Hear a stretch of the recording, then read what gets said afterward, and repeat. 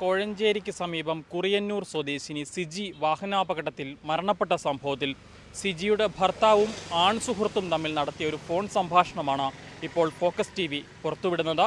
അന്ന് സിജി വാഹനാപകടത്തിൽപ്പെട്ട് കിടക്കുമ്പോൾ ഒരു വഴിയാത്രക്കാരനെന്ന വ്യാജേനയാണ് ഈ ആൺസുഹൃത്ത് സിജിയെ ആശുപത്രിയിൽ എത്തിക്കുന്നത്. പിന്നീട് സിജിയുടെ ഭർത്താവ് നടത്തിയ അന്വേഷണത്തിലാണ് ഇരുവരും തമ്മിൽ സുഹൃത്തുക്കളായിരുന്നുവെന്നും ഏറെ നാളായി പരിചയമുണ്ടായിരുന്നുവെന്നും ഈ ആൺസുഹൃത്ത് വിളിച്ചതനുസരിച്ചാണ് സിജി രാത്രിയിൽ വീട്ടിൽ നിന്ന് പോയത് എന്നതടക്കമുള്ള കാര്യങ്ങൾ കണ്ടെത്തിയത്. അതിനുശേഷം ഇരുവരും തമ്മിൽ നടത്തിയ ഒരു ഫോൺ സംഭാഷണമാണ് ഇപ്പോൾ പുറത്തുവിടുന്നത്.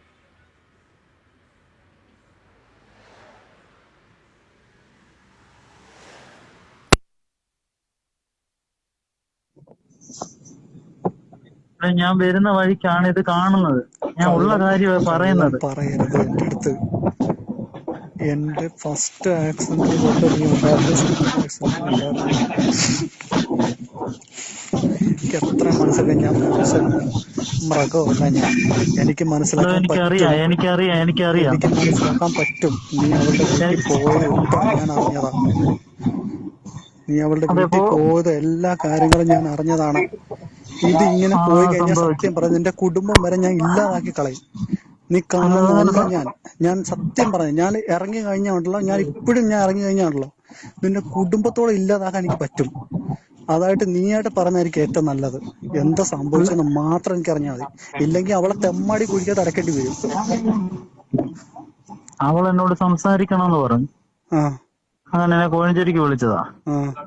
അപ്പൊ എന്തോ സംസാരിച്ച് തീർച്ചകളായിട്ട് പുള്ളിക്കാരി വണ്ടി എടുത്ത് സ്പീഡിൽ പോയതാ. അപ്പൊ ഞാനാണെങ്കിൽ പുറകെ ഉണ്ടായിരുന്നു. അപ്പൊ പുറകെ ഉണ്ടായിരുന്നത് കാണാതായപ്പോഴാണ് ഞാനിത് സ്ലോ ചെയ്ത് നോക്കിയപ്പോഴാണ് ഇങ്ങനെ ഞാൻ കാണുന്നത്. അല്ലാതെ വേറൊന്നും സംഭവിച്ചല്ല. നീ അവളുടെ കൂടെ ആലപ്പുഴ പോയ ഓർമ്മ ഉണ്ടോ? ഒരു വട്ടം പോയിട്ടുണ്ട്. ഞായറാഴ്ച നീ അവളുടെ കൂടെ ആയിരുന്നായിരുന്നു? ഏത്? ഇന്നലെ ഇന്നലെ നീ എവിടെ ആയിരുന്നു? ഇന്നലെ ഞാൻ സംസാരിക്കണമെന്ന് പറഞ്ഞ് വിളിച്ചത് കൊണ്ട് ഞാൻ പോയത്. നീ എവിടെ പോയത്? ഞാൻ കോഴഞ്ചേരിക്ക്. എപ്പോഴാ പോയത്? സമയം ഓർമ്മ, ഒരു 10 മണിയായി കാണുന്നത്, 10:09 നിങ്ങൾ തമ്മിൽ റിലേഷൻഷിപ്പ് ഇല്ലായിരുന്നോ? ഉണ്ടായിരുന്നോ? എന്റെ കാര്യം പറഞ്ഞിട്ടുണ്ടോ അവള്? അങ്ങനൊന്നും പറഞ്ഞിട്ടില്ല. പിന്നെന്താ പറഞ്ഞിട്ടുള്ളത്? വേറെ അങ്ങനൊന്നും പറഞ്ഞിട്ടില്ല. നിന്റേതാണോ അവള് പൈസ മറിച്ചത്? ഏതാ പൈസ? നിന്റേതാണോ മേടിച്ചത്?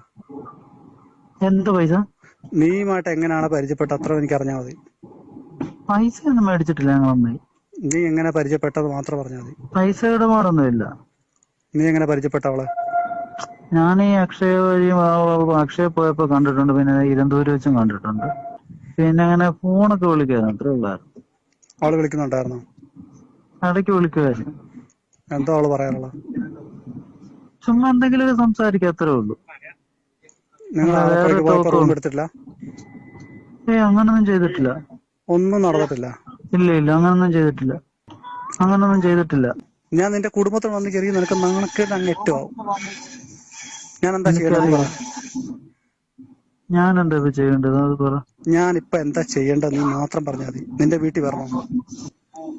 നിന്റെ ബേസ് ഇപ്പൊ തന്നെ ഞാൻ സ്റ്റേഷനിൽ വിളിച്ച് പറയണോ? നീ പറഞ്ഞാൽ മതി. നീ ഫസ്റ്റ് ആക്സിഡന്റ് നീ വന്നപ്പോൾ, സെക്കൻഡ് ആക്സിഡന്റ് നീ വന്നപ്പോഴേ എനിക്ക് നിന്നെ ഡൗട്ട് അടിച്ചതാ. പിന്നെ ഞാനത് മിണ്ടായിരുന്നറിയാം. നിന്റെ വായിന്ന് ഇറങ്ങി കിട്ടാൻ വേണ്ടി മാത്രം. നീ അവളുടെ വീട്ടിൽ പോയത് കാര്യം ഞാൻ അറിഞ്ഞപ്പോ തന്നെ നിനക്ക് ഞാൻ പൊട്ടിച്ചത് തന്നെ. അപ്പൊ ഞാൻ ഇത് മുന്നോട്ട് അങ്ങോട്ട് പോട്ടെ? അങ്ങനെയുള്ള രീതിയിലൊന്നും ഇല്ലെന്നേ. ഞങ്ങൾ അങ്ങനെയുള്ള രീതിയിലൊന്നും ഇല്ല. ഞാനത് ഇപ്പൊ ഫോൺ ഇപ്പൊ നാളെ ഞാൻ സ്റ്റേഷനിൽ അടുപ്പിക്കും.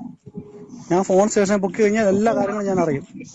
സത്യമായിട്ട് പറയുകയാണെങ്കിൽ ഞാനത് അംഗീകരിക്കും. സത്യമായിട്ട് എന്നെ കുറിച്ച് അറിയാൻ വേണ്ടിട്ടാ. അവൾക്ക് നല്ലോണം എന്നെ അറിയാം. ഞാൻ എന്താണ്, എത്രത്തോളം പോകുന്നു അവൾക്ക് നല്ലോണം എന്നെ അറിയാം. ഞാൻ എന്തും ചെയ്യാൻ കാണിക്കുന്ന ഒരുത്തനാ. എന്താണെന്ന് നിന്റെ തീരുമാനം നീ തന്നെ പറഞ്ഞു. ഞാൻ എന്താ ചെയ്യണ്ടേ? നീ എന്താ ചെയ്തെന്ന് മാത്രം എനിക്ക് അറിഞ്ഞാൽ മതി. അയ്യോ, ഞാനൊന്നും ചെയ്തിട്ടില്ല. അങ്ങനെ സ്പീഡിൽ പോയ ഇത് ആക്സിഡന്റ് ആയതാ, അല്ലാതെ ഞാനൊന്നും ചെയ്തതല്ല. അവൾ ഇവിടുന്ന് വീട്ടിൽ നിന്ന് പോയിട്ട് പിന്നെ രാത്രി ആകുമ്പോ നിന്റെ അടുത്ത് വന്നായിരുന്നല്ലേ? 10 മണിയാകുമ്പോ വന്നിരുന്നു. നീ എവിടെ ആയിരുന്നു അന്നേരം? ഞാൻ കോഴഞ്ചേരില്. പിന്നെ എങ്ങനെ വണ്ടി തട്ടിയത് അതൊന്ന് പറഞ്ഞാന്നേ. അത് ഞങ്ങൾ സംസാരിച്ചപ്പോ പുള്ളിക്കാരിക്ക് എന്തോ ഈർച്ചകൾ പോലും ഞാൻ പോവാന്ന് പറഞ്ഞു. പെട്ടെന്ന് പോവാന്ന് പറഞ്ഞ് അന്നേരം വണ്ടി എടുത്തങ്ങ് പോയി. അപ്പൊ അങ്ങനെ പെട്ടെന്ന് ഇറങ്ങി പോയപ്പോ ഞാന് പിന്നെ നോക്കാൻ പോയപ്പോഴാണ് ഇത് കാണുന്നത്. നല്ല സ്പീഡിലാ പോയത്. സിജി അപകടത്തിൽ മരിച്ചതിന് തൊട്ടടുത്ത ദിവസം സിജിയുടെ ഭർത്താവും സുഹൃത്തും തമ്മിൽ നടത്തിയ ഫോൺ സംഭാഷണമാണിത്. ഇതിനുശേഷം ഈ സുഹൃത്ത് ഫോൺ സ്വിച്ച് ഓഫ് ചെയ്ത് വീട്ടിൽ നിന്ന് മാറി നിൽക്കുകയാണ്. അയാൾ ഇപ്പോൾ ആ വീട്ടിലില്ല, വീട് അടച്ചുപൂട്ടിയൊരവസ്ഥയിലാണ് എന്നാണ് മനസ്സിലാക്കുന്നത്. എന്താണെങ്കിലും ഈ സംഭവത്തിൽ ദുരൂഹതയുണ്ട് എന്നാണ് സിജിയുടെ ഭർത്താവ് ആരോപിക്കുന്നത്.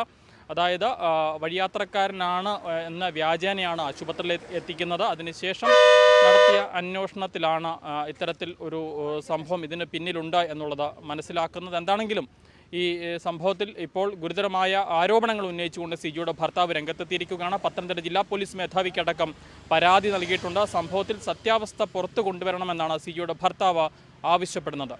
പത്തനംതിട്ടയിൽ നിന്നും അരുൺ മലയിലിനൊപ്പം Rahul Irumpukuzhi, focus news TV.